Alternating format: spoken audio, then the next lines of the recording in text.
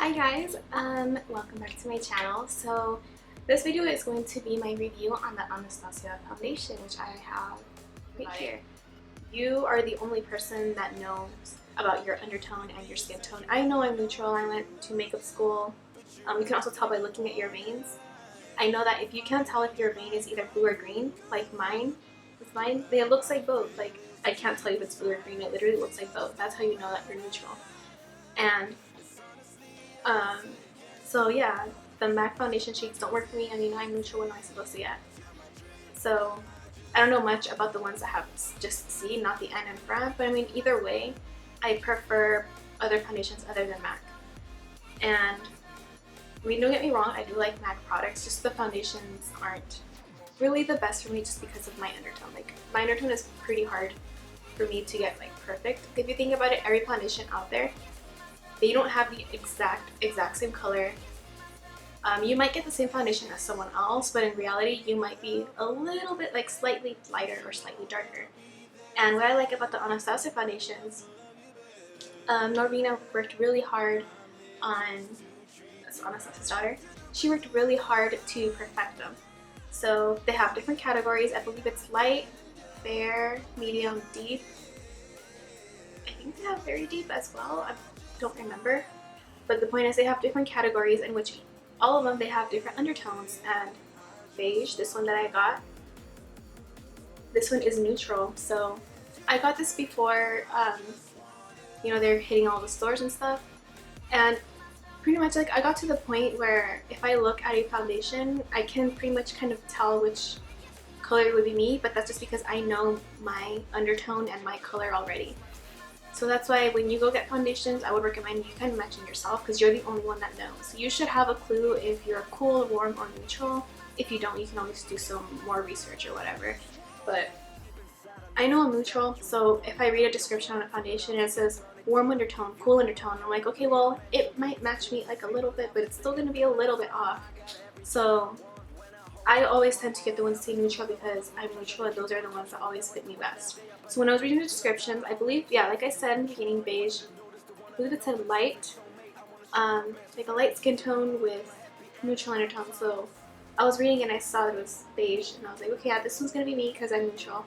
And then I got it, I matched myself right away just to make sure so I can know whether to return it and exchange it or whatever. And it was the right one for me. So first of all, these are for oily and combination skin. I have seen lots of people saying that if you're dry, it works just as well. Just to like moisturize before and use a hydrating primer and all that stuff.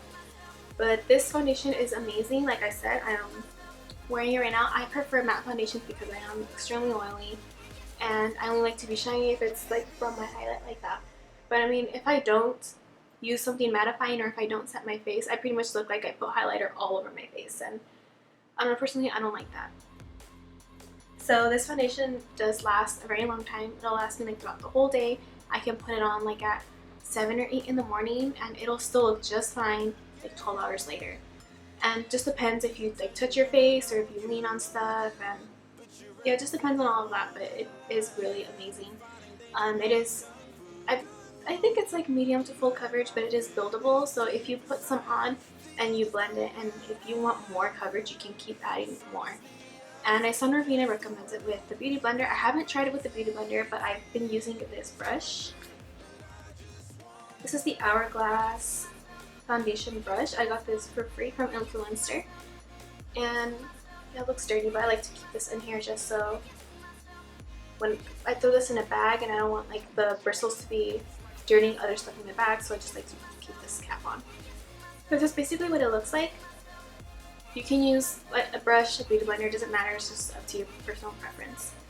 But it blends really easily, and then yeah, it blends really easily, really creamy. It does not leave any like streaks or anything, but that also depends on the brush you're using.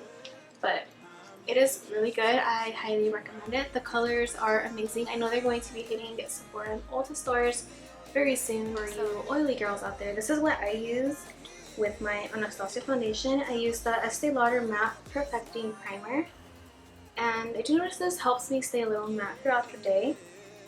I also like to bake. I use the Laura Mercier baking powder, and then to set my whole face I like to use the MAC Studio Fix powder. For that I do use NC25 just because NC25 is my closest match and it does not make me look all over yellow, but the whole liquid foundation that does make me look yellow, if that makes sense. So yeah, I highly recommend it. Let me know if you guys tried it, how you guys like it in the comments down below. Please subscribe if you haven't already, and I'll see you guys in my next video.